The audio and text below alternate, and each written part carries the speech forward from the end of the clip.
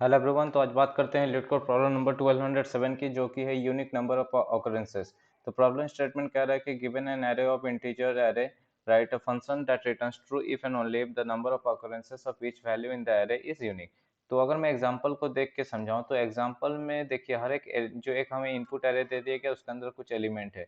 तो अब ये हर एक एलिमेंट का हम ऑकरेंसेस देखेंगे, जैसे कि वन कितना बार ऑकर कर रहा है, यानी कि वन कितना बार अपियर कर रहा है इस एरे में। तो वन यहाँ पर ही 3 बार अपेयर कर रहा है, ठीक है। यहाँ अगर मैं आपको दिखाऊं, ये 1 3 3 बार अपेयर किया। उसी तरह मैं अगर 2 का बात करूं तो 2 2 बार अपेयर किया, यानी कि 2 का ऑकरेंसेस कितना है, 2 है, ठीक है। उसी तरह मैं अगर 3 का बात करूं तो 3 कितना बार अपेयर किया, 3 सिर्फ एक बार ही अपेयर किया, तो 3 का ऑकरेंसेस कितना है, 1 है। तो यहाँ अगर मैं हर एलिमेंट का ऑकरेंसेस देखूं तो ये एक यूनिक है, वो सेम नहीं है, हर एक एलिमेंट का ऑकरेंसेस यूनिक है। इसलिए हम यहाँ पर एक ट्रू पास कर देंगे, यानी कि हर एक वैल्यू, माने हर एक वैल्यू जो है इनपुट एरे का, उसका ऑकरेंसेस है हमारा यूनिक, इसलिए हम यहाँ पर ही ट्रू पास करेंगे। उसी तरह अगर मैं नेक्स्ट एग्जांपल की बात करूँ तो नेक्स्ट एग्जांपल में आप देख सकते हैं 1 और 2 दिया गया है। तो नेक्स्ट एग्जांपल में अगर मैं 1 की बात करूँ तो 1 कितना बार अपेयर करे, यानी कि 1 का ऑकरेंस है 1, 1 एक ही बार अपेयर कर रहा है। उसी तरह 2 देखो तो 2 कितना बार अपेयर कर रहा है, यानी कि 2 का ऑकरेंस है 1, तो 2 भी एक बार अपेयर करती है। यहाँ पर मैं दोनों एलिमेंट का अगर ऑकरेंसेस को देखो तो वो सेम है, इसलिए ये वाला फॉल्स हो जाएगा, यानी कि वो हर एक नंबर का ऑकरेंस सेम है, इसलिए वो यूनिक नहीं है। तो इसलिए यहाँ पर ही मैंने यहाँ पर ही आउटपुट में फॉल्स हमें यहाँ पर शो कराना है। तो चलिए हम लोग कोडिंग करते हैं। तो सबसे पहले मैं क्या करता हूँ कोडिंग में, इनिशियली हम लोग एक हैश मैप लेंगे। वो क्यों लेंगे मैं आगे जाके आपको समझाऊंगा। तो हैश मैप लिया, इंटीजर और यहाँ इंटीजर, ठीक है। यहाँ मैंने मैप लिया, न्यू हैश मैप, और ये हमारा हैश मैप हुआ।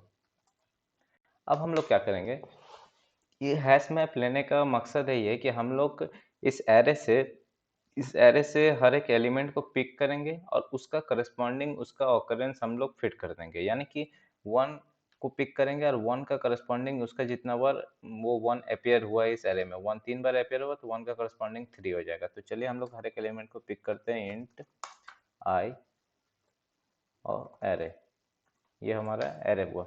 तो अब हम यहाँ पर क्या करेंगे, इस लूप से हमारा हर एक एलिमेंट पिक हो जा रहा है। अब ये जैसे हमने एलिमेंट पिक किया, पहला एलिमेंट पिक किया, फिर पहला एलिमेंट को हम मैप में पुट करेंगे, उसका करस्पॉन्डिंग उसी तरह दूसरा एलिमेंट पिक करेंगे, दूसरा एलिमेंट का करस्पॉन्डिंग उसका ऑकरेंस लिखेंगे। तो ये हम लोग कैसे करें, मैप डॉट पुट आई, यानी कि वो एलिमेंट और उसका करस्पॉन्डिंग वो एलिमेंट जितना बार ये हो रहा है, अपेयर हो रहा है उस एरे पे। तो गेट और डिफॉल्ट आई कॉमा 0 प्लस 1।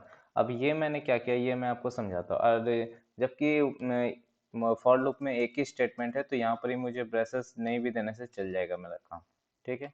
तो अब ये स्टेटमेंट क्या करेगा, मैं आपको यहाँ पर ही दिखाता हूँ। जैसे कि मान लीजिए ये मैप में एक हमारा मेथड होता है गेट और डिफॉल्ट वैल्यू। अब ये क्या करता है, जैसे कि पहला वैल्यू उठाएगा एरे से, पहला वैल्यू 1 उठाया, ठीक है।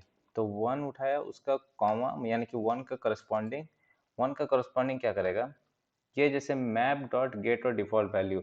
अब ये क्या करता है कि मैप में जाके गेट करता है आई, यानी कि पहला 1 का करस्पॉन्ड मैप में 1 इनिशियली जाएगा, मैप में खोजेगा कि 1 है मैप में।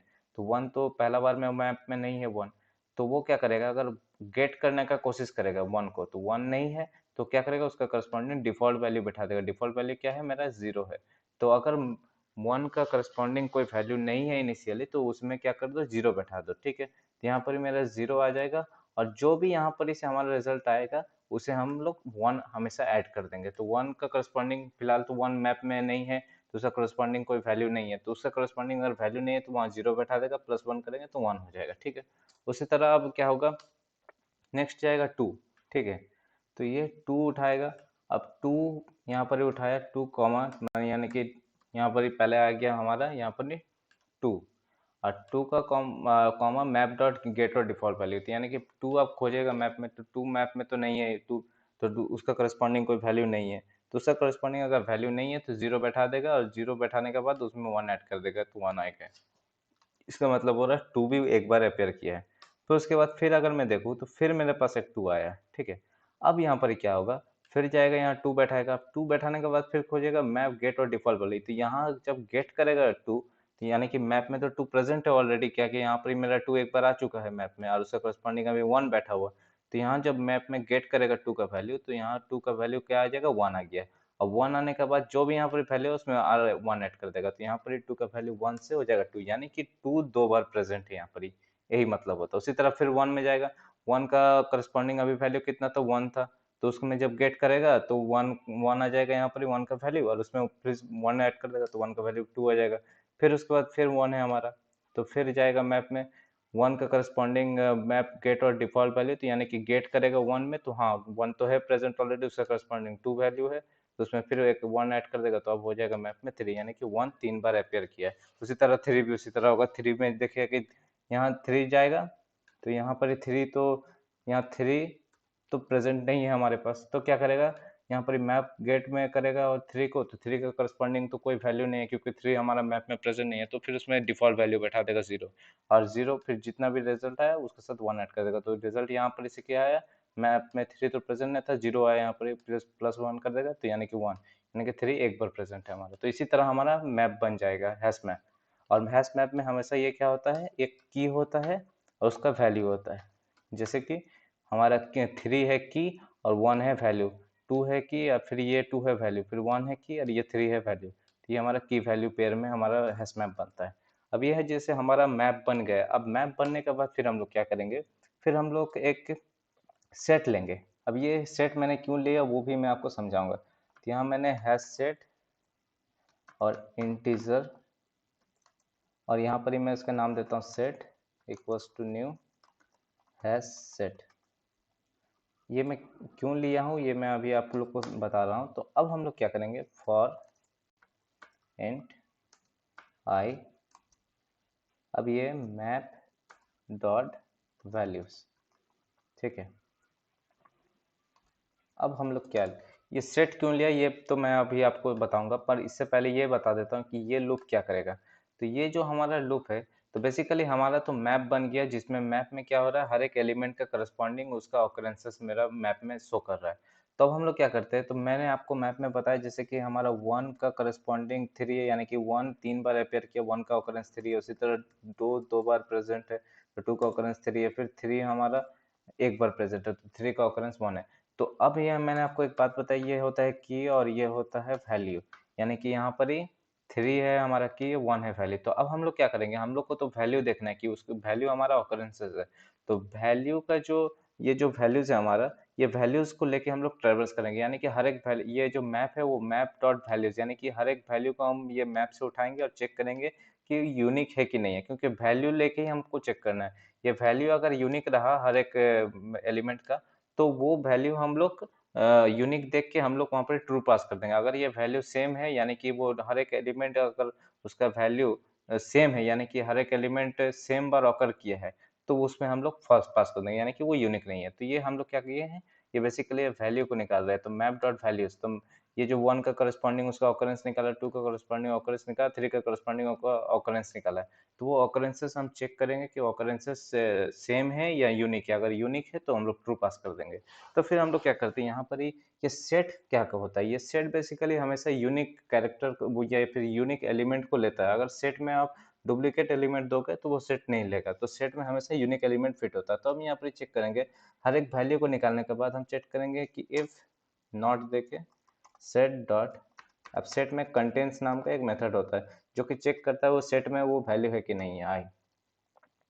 तो सेट डॉट एड आई, फिर हम लोग क्या करेंगे, एल्स रिटर्न फॉल्स। अब ये मैंने क्या किया, तो देखिए यहाँ पर क्या होगा, जैसे कि अब मैंने ये मैप में ट्रेवर्स किया और मैप का ये जो वैल्यू है वो वैल्यू मैं निकालूंगा, की नहीं निकालूंगा, मैं वैल्यू निकालूंगा, यानी कि की हमारा हो गया एलिमेंट और वैल्यू हमारा हो गया वो एलिमेंट का कितना बार ऑकर किया है। तो अब मैं क्या करूंगा, वो सेट में चेक करूंगा कि वो जो एलिमेंट यानी कि वो जो वैल्यू है वो वैल्यू प्रेजेंट है कि नहीं है। तो अगर वो वैल्यू यूनिक है, ये सेट तो हमारे यूनिक लेगा, तो अगर वो वैल्यू जैसे कि यहाँ मैंने 3 डाला, तो 3 तो सेट में प्रेजेंट नहीं है, तो यहाँ पर जब प्रेजेंट नहीं है तो उसे 3 में ऐड कर दिया, ठीक है। उसी तरह मैं अगर 2 को उठाऊंगा तो 2 मेरा सेट में प्रेजेंट नहीं है तो 2 को ऐड कर देगा, फिर 1 उठाऊंगा तो 1 प्रेजेंट नहीं है तो 1 को ऐड कर देगा। तो यानी कि हर बार वो ऐड हो जा रहा है, यानी कि वो यूनिक वैल्यू है। यूनिक वैल्यू नहीं होगा तो वहाँ पर ये मेरा यहाँ ये वाला कंडीशन रन नहीं होगा। यानी कि जैसे अगर मैं नेक्स्ट एग्जांपल में देखूँ, नेक्स्ट एग्जांपल में वन का करस्पॉन्डिंग अगर मैं नेक्स्ट एग्जांपल की बात करूँ तो वन का करस्पॉन्डिंग मेरा वन है, यानी कि वन एक बार ऑकर किया, टू का करस्पॉन्डिंग भी वन है, यानी कि टू भी एक बार ही ऑकर किया। तो अगर मैं ये सब वैल्यू उठाऊँ, ऑकरेंसेस को अगर मैं उठाऊँ, ये ऑकरेंसेस यहाँ वैल्यू हुआ और ये हमारा की हुआ, ठीक है। तो अगर मैं ऑकरेंसेस को उठाऊँ तो ऑकरेंसेस यहाँ पर सेम है, तो पहला ऑकरेंसेस उठाएगा वन, तो यहाँ सेट में वन दिखेगा, तो वन तो सेट में नहीं है, तो फिर वन को वो ऐड कर दिया सेट में, वो ऑकरेंस को ऐड कर दिया। फिर दूसरा बार टू का भी ऑकरेंसेस वन है, तो टू को जब ऐड करने जाएगा तो यहाँ देखिए सेट डॉट कंटेंट्स वन, तो वन तो ऑलरेडी प्रेजेंट है, यानी कि एक वन जो ऑकरेंसेस है वो प्रेजेंट है, फिर वन वहाँ पर ही तो ऐड नहीं होगा, यानी कि सेम ऑकरेंस, अगर सेम ऑकरेंसेस है वो तो यूनिक नहीं है, तो वहाँ पर ही हमको रिटर्न फॉल्स करा देना, तब ये स्टेटमेंट यहाँ पर ही नहीं चलेगा और डायरेक्ट यहाँ पर ही जाकर रिटर्न फॉल्स करा देगा, यानी कि वो यूनिक ऑकरेंसेस नहीं है। अगर यूनिक ऑकरेंसेस है तो ये स्टेटमेंट हमेशा चलते रहेगा और ये स्टेटमेंट कभी नहीं चलेगा, तो ये स्टेटमेंट नहीं चलेगा तो फिर लूप यहाँ से जब टर्मिनेट होगा तब हम लोग क्या कर देंगे, रिटर्न ट्रू, यानी कि वो ऑकरेंसेस वो यूनिक ऑकरेंसेस है। तो चलिए हम लोग इसे ये करते हैं, रन करके देखते हैं।